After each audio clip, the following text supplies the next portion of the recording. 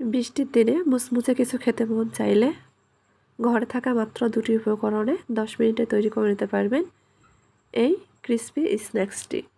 খেতে কিন্তু অসম্ভব মজার। আসসালামু আলাইকুম, কেমন আছেন আপনারা সবাই?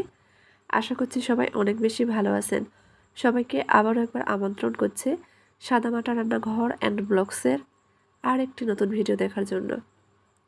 আজকে আমি আপনাদের মাঝে আরেকটি ইউনিক রেসিপি শেয়ার করছি। প্রথমে চুলার উপর ফ্রাই প্যান বসে দিয়ে দিয়েছি 1 চামচ মতো তেল। তেল গরম হয়ে গেলে 1/2 চামচ মতো কালো জিরা, 1/2 চামচ গোটা জিরা দিয়েছে, কয়েক সেকেন্ড ভেজে নিয়েছে। ভাজা হয়ে গেলে চায়ের কাপে মেপে 2 কাপ মতো পানি দিয়ে দিচ্ছে। নেড়ে চেড়ে মিশিয়ে নিয়েছি। এখানে আমি অফ ক্যামেরাতে স্বাদ মতো লবণ দিয়েছিলাম। আমরা সুজি দিয়ে নাস্তার জন্য ডো তৈরি করব। যেহেতু এখানে 1 কাপ সুজি ব্যবহার করেছে, সেই জন্য ডাবল পানি দিয়েছে। আবারও বলছি, এখানে আমি স্বাদ মতো লবণ ব্যবহার করেছি। ভিডিওটা স্কিপ হয়ে গেছে। চুলার আঁচ লো হিটে করে রেখে অনবরত নেড়ে চেড়ে ডো তৈরি করে নিচ্ছে। চুলার আঁচ বাড়িয়ে কিন্তু সুজির ডো তৈরি করা যাবে না। সুজি খুব দ্রুত পানি টেনে নেয়, সেজন্য লো হিটে করে রেখে ডো তৈরি করে নিতে হবে। কয়েকদিন ধরে আমি একটু অসুস্থ, সেজন্য হয়তো ভয়েসে অনেক সমস্যা হতে পারে। আপনারা সবাই মানিয়ে নেবেন। ভিডিওর মধ্যে কথাবার্তায় যদি ভুল হয়ে থাকে মানিয়ে নেবেন, ক্ষমা সুন্দর দৃষ্টিতে দেখবেন। ডো তৈরি হয়ে গেছে, প্যান থেকে ছেড়ে দিচ্ছে। চুলা বন্ধ করে দিয়েছি, উঠিয়ে নিয়েছি। চুলার উপর আবারও একই ফ্রাই প্যান বসিয়ে দিয়ে দিয়েছি আবারও 1 চামচ মতো তেল। তেল গরম হয়ে গেছে, দিয়ে দিচ্ছি 1/2 চামচ মতো গোটা জিরা, 1/2 চামচ পাঁচফোড়ন।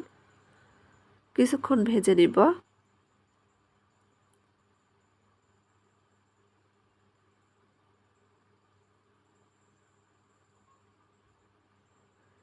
ভেজে নিয়েছি। এখন এখানে ছোট সাইজের 3টা আলু আগে থেকেই সেদ্ধ করে খোসা ছাড়িয়ে রেখেছিলাম, হাত দিয়ে এভাবে ভেঙে দিয়ে দিচ্ছি।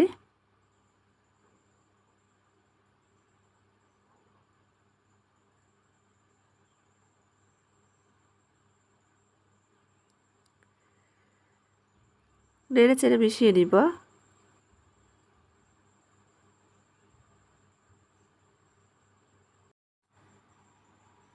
মিশিয়ে নিয়েছি। এখন দিয়ে দিচ্ছি স্বাদ মতো লবণ, সামান্য পরিমাণ হলুদ গুঁড়া, 1/2 চামচ মতো গুঁড়া মরিচ, 1/2 চামচ ভাজা জিরার গুঁড়া, 1/2 চামচ ধনিয়া গুঁড়া আর 1/2 চামচ চাট মশলা। আবারও নেড়ে চেড়ে মিশিয়ে নিচ্ছে।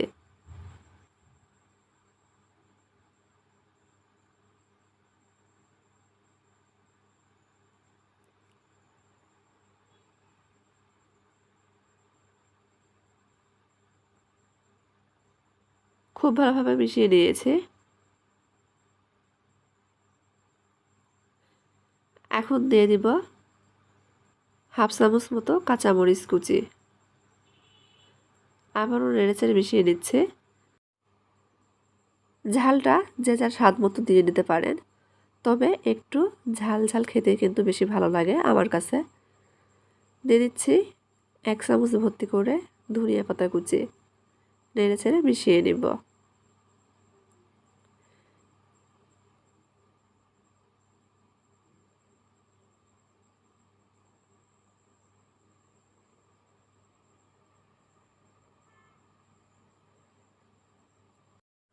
নাস্তার জন্য পুরো একদম তৈরি।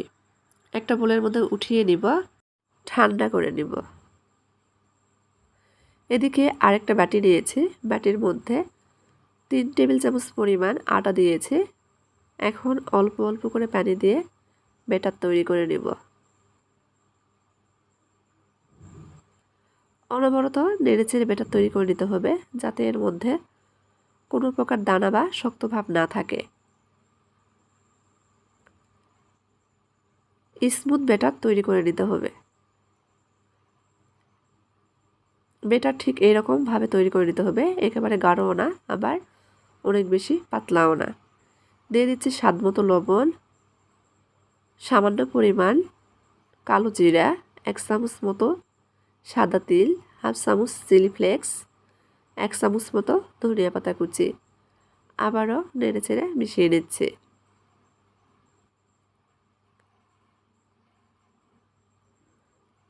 বেটার একদম তৈরি, সাইডে রেখে দিব। এদিকে সুজির ডো কিন্তু ঠান্ডা হয়ে গেছে, তবে পুরোপুরি ঠান্ডা হয়নি এখনও, কুসুম গরম আছে।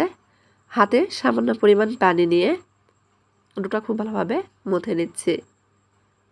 হাতে একটু পানি লাগিয়ে নিয়ে ডো মথে নিলে ডোটা আর হাতের সঙ্গে লেগে যাবে না। ডো মথে নিয়েছি, ডোটা 2টা ভাগে ভাগ করে নিয়েছি। একটা পিঁড়ি নিয়েছি, সামান্য পরিমাণ আটা ছড়িয়ে দিব। একটা ভাগ নিয়ে নিচ্ছি, আবারও একটু মথে নিব।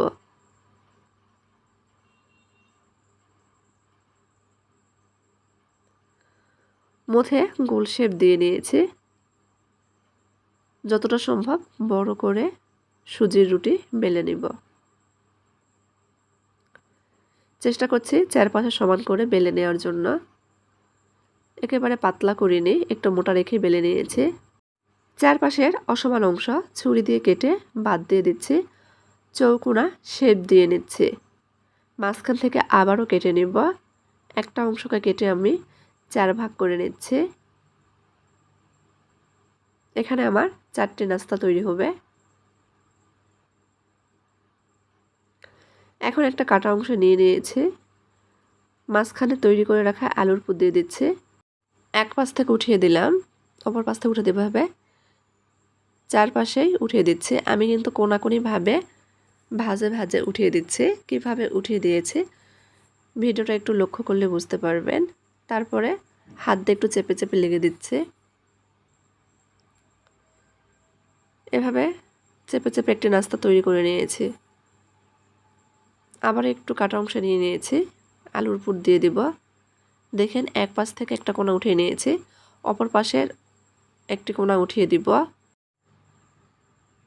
এভাবে বাকি 2 পাশের কোণা উঠিয়ে দিয়েছি। হাত দিয়ে একটু চেপে চেপে দিচ্ছি। ফাঁকা অংশটা হাত দিয়ে চেপে চেপে লাগিয়ে নিয়েছি।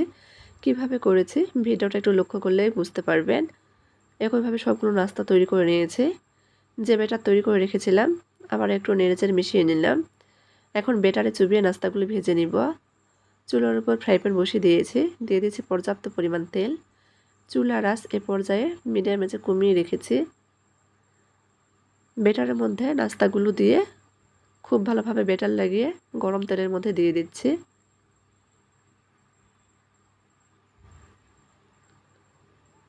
একটু সময় নিয়ে নাস্তাগুলো মুচমুচে করে ভেজে নিব। বৃষ্টির দিনে চপ সিঙ্গারা খেতে মন চাইলে ঝটপট এই নাস্তাটি বা স্ন্যাক্সটি তৈরি করে নিতে পারেন। চপ সিঙ্গারা খাওয়ার কথা ভুলে যাবেন, এতটাই মজার। উল্টিয়ে পাল্টিয়ে সুন্দর কালার করে ভেজে নিচ্ছি। আমি সবসময় চেষ্টা করি হাতের কাছে থাকা ঘরোয়া উপকরণের সহজ রেসিপিগুলো আপনাদের মাঝে শেয়ার করার জন্য। আমার এই সহজ রেসিপিগুলো ভালো লাগলে প্লিজ সবাই চ্যানেলটি সাবস্ক্রাইব করবেন, লাইক কমেন্ট শেয়ার করে নিয়মিত চ্যানেলের পাশেই থাকবেন। ভাজা হয়ে গেছে, তেল ঝরিয়ে উঠিয়ে নিচ্ছি। একইভাবে সবগুলো ভেজে নেব।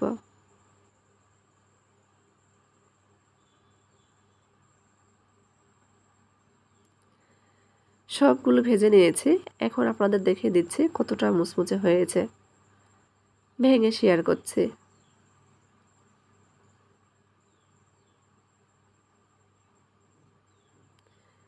দেখেন কতটা মুচমুচে, ভিতরে পুরে ঠাসা। ঘরে যদি সুজি আর আলু থাকে ঝটপট তৈরি করে নিতে পারেন। তো আজকের মতো এই পর্যন্তই। সবাই ভালো থাকবেন। আল্লাহ হাফেজ।